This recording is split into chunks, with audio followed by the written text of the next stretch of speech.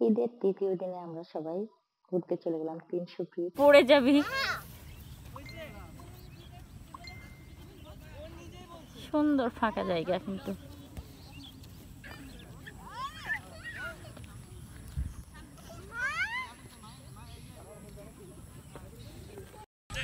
ঝুঁকের ভয়ে আমি হাঁটবই না, তাইলে আমি কাদের উপর যাব।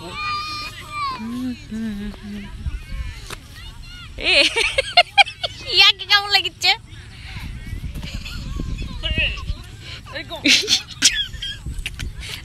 এমন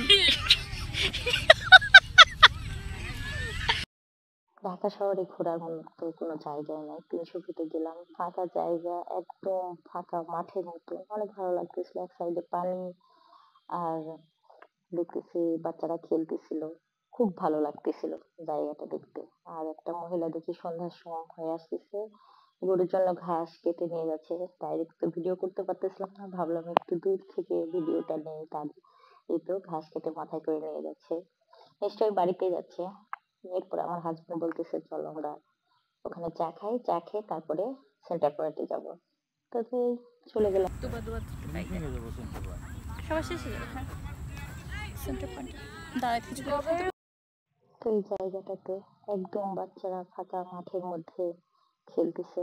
এই তো জুম করে দেখাচ্ছে। আবার দেখা যাচ্ছে যে গরু এক সাইডে বাঁধা, অনেক ভালো লাগলো জায়গাটা। বসেছিলাম কিছুক্ষণ, এরপরে সেন্টার পয়েন্টে সেই সালাদ নিয়ে নিলাম অনেকগুলো এক বাটিতে, আমার খুব ফেভারিট। এই তো বসে আছি, ওয়েট করতেছি খাবার আসার, আসলেই খাবো। Yummy yummy pizza.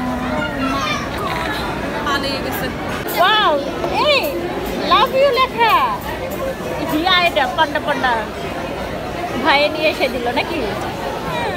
আমার কালেকশন হয়ে গেছে জিনিসগুলো। হ্যাঁ।